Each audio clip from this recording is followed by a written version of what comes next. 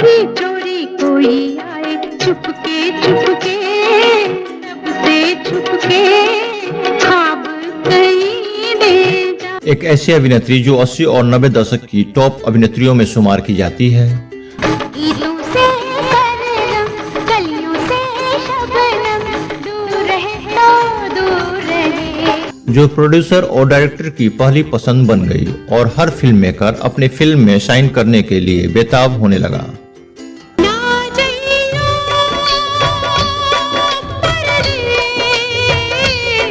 इनके चेहरे पर गजब का नूर था। इनकी घनी जुल्फे और मुस्कुराता चेहरा इन्हें परफेक्ट हीरोइन के तौर पर पेश करता था। सलमा को मिल गया बलमा, सलमा हमको छोड़ चली। आप इनकी खूबसूरती और टैलेंट का अंदाजा इस बात से ही लगा सकते हैं कि इन्हें 16 साल की उम्र में ही मिस इंडिया चुन लिया गया था।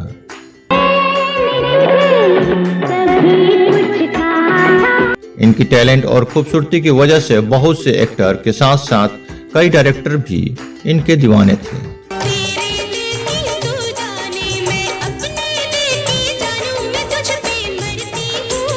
जिन्होंने अपने पति को मजा चखाने के लिए दूसरे आदमी से गलत संबंध बनाए।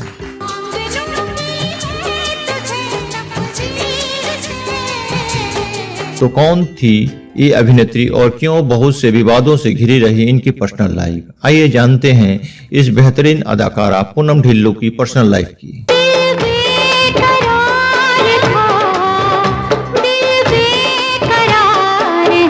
पूनम ढिल्लों का जन्म 18 अप्रैल 1962 को कानपुर उत्तर प्रदेश में हुआ था। इनके पिता का नाम अमरीक सिंह था, जो कि एयरफोर्स में एक एरोनॉटिक इंजीनियर थे। इनकी मां का नाम गुरचरण कौर था, जो कि एक स्कूल प्रिंसिपल के पद पर कार्यरत थी। इनकी बहन रेशमा ढिल्लों एक डॉक्टर थी, जबकि इनके भाई बलजिंदर सिंह ढिल्लों भी एक डॉक्टर थे।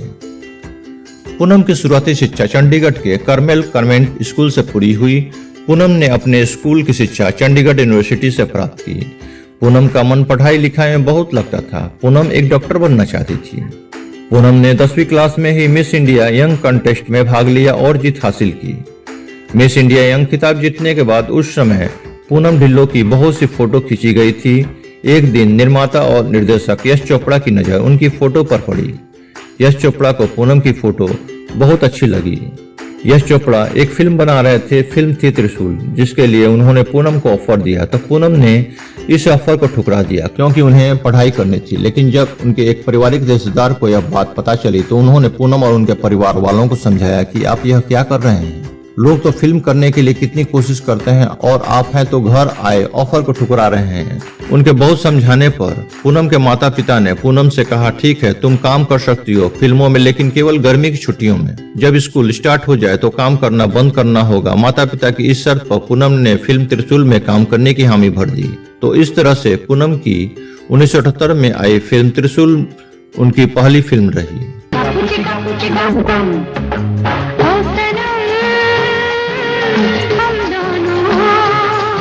फिल्म त्रिशूल हिट रही। अब तो पूनम के पास ऑफर की भरमार सी हो गई, लेकिन पूनम ने मना कर दिया क्योंकि वह तो केवल शर्त पर ही काम कर रही थी, केवल छुट्टियों में।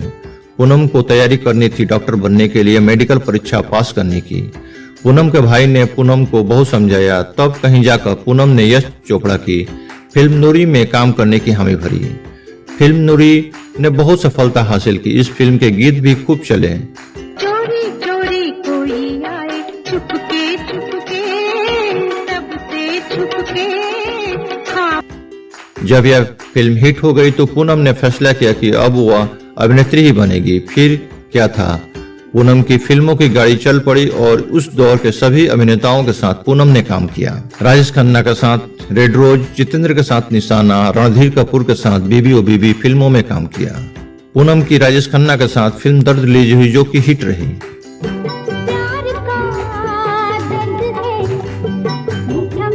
उमेश मिश्रा और लतीफ के निर्देशन में बनी सोनी महिवाल फिल्म पूनम ने सोनी के मुख्य किरदार को निभाया।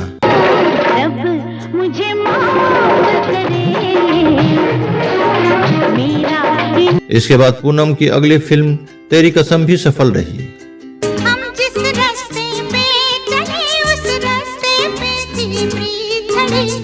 इसके बाद क्या था, अब तो पूनम एक के बाद एक सीढ़ियां आगे चढ़ती ही गई और एक के बाद एक हिट फिल्में देती रही। उस समय के सभी बड़े स्टारों के साथ पूनम ने काम किया। उन्होंने 1985 में तेरी मेहरबानियां में काम किया। इस फिल्म में पूनम ढिल्लों जैकी श्रॉफ की प्रेमिका के रूप में थी।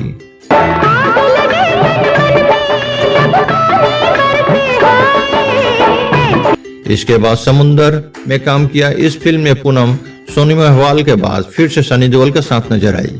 उस दिन चंदा भूल न जाना। फिर उन्होंने सवेरे वाली गाड़ी में सनी देओल के साथ काम किया। सुभाष घई की ब्लॉकबस्टर फिल्म कर्मा में पूनम ढिल्लों को मिला अनिल कपूर की प्रेमिका का किरदार निभाया।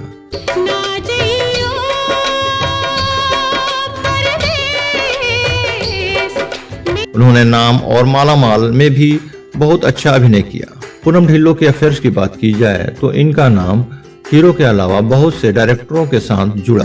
फिल्म निर्माता रमेश नूरी फिल्म के सह निर्माता थे।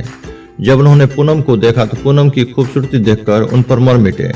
रमेश को पूनम पहली नजर में ही भाग गई। जब एक दिन फिल्म मैगजीन में यश चोपड़ा और पूनम ढिल्लों की तस्वीर छपी तो मीडिया ने यह अफवाह उड़ा दी थी कि यश चोपड़ा और पूनम ढिल्लों एक दूसरे को डेट कर रहे हैं। हुआ यूं था कि जब पूनम नई नई फिल्म इंडस्ट्री में आई थी तो यश चोपड़ा ने उन्हें रहने के लिए अपने घर में एक कमरा दिया था, क्योंकि यश चोपड़ा ने ही पूनम को फिल्मों में ब्रेक दिया था। 1980 के समय पूनम का करियर टॉप पर था। इस साल एक फिल्म की शूटिंग के समय पूनम की मुलाकात निर्माता निर्देशक राज सिप्पी से हुई। यह पहली बार था जब पूनम को राज से प्यार हो गया। राज को भी पूनम से प्यार हो गया। बाद में पूनम ने उनसे ब्रेकअप कर लिया। एक पार्टी में अशोक ठकेरिया ने पूनम को देखा तो उनसे प्यार कर बैठे। एक दिन अशोक ने पूनम के सामने शादी करने की बात कही तो उन्होंने यह रिश्ता कबूल कर लिया। फिर 1988 में पूनम और अशोक शादी के बंधन में बंध गए। शादी के बाद पूनम फिल्मों में कम नजर आती थी। पूनम की आखिरी फिल्म 1992 में विरोधी थी। इसके बाद उन्होंने फिल्मों में काम करना बंद कर दिया। पूनम ने 2 बच्चों को जन्म दिया, एक बेटा अनमोल और एक बेटी पलोमा। पूनम और अशोक के बीच कुछ दिनों तक तो सब कुछ ठीक चला। फिर 1994 के बाद उनके रिश्ते में खटास आना शुरू हो गई। उन दोनों के बीच रोज झगड़े होते थे।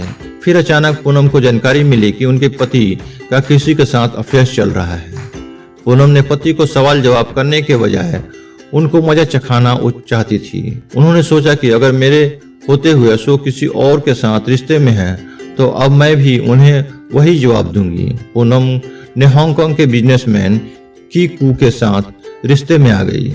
जब अशोक को यह जानकारी मिल लगी तो उन दोनों के झगड़े और बढ़ गए। झगड़े ऐसे बढ़े कि दोनों को 1997 में तलाक लेना पड़ा। और पूनम फिर से फिल्मों में वापसी करना चाहती थी और उन्होंने फिल्म जुदाई से फिल्म इंडस्ट्री में वापसी की। पूनम ने छोटे पर्दे पर 1995 में काम करना शुरू कर दिया था। उनका पहला टीवी सीरियल था अंदाज। उन्होंने 2002 से लेकर 2004 तक किटी पार्टी में मंजू के किरदार में नजर आई। 2009 में बिग बॉस सीजन 3 में कंटेस्टेंट के रूप में नजर आई और सेकंड नंबर पर रही। 2013 में टीवी सीरियल एक नई पहचान में काम किया। फिर 2014 में कपिल शर्मा के शो में धर्मेंद्र के साथ अतिथि के रूप में दिखी। 2018 में दिल ही तो है सीरियल में काम किया। 2011 में पद्मिनी कोल्हापुरी के साथ फिर से कपिल शर्मा के शो में अतिथि के रूप में आई। पूनम ढिल्लों ने ही बॉलीवुड में मेकअप कार की शुरुआत की थी।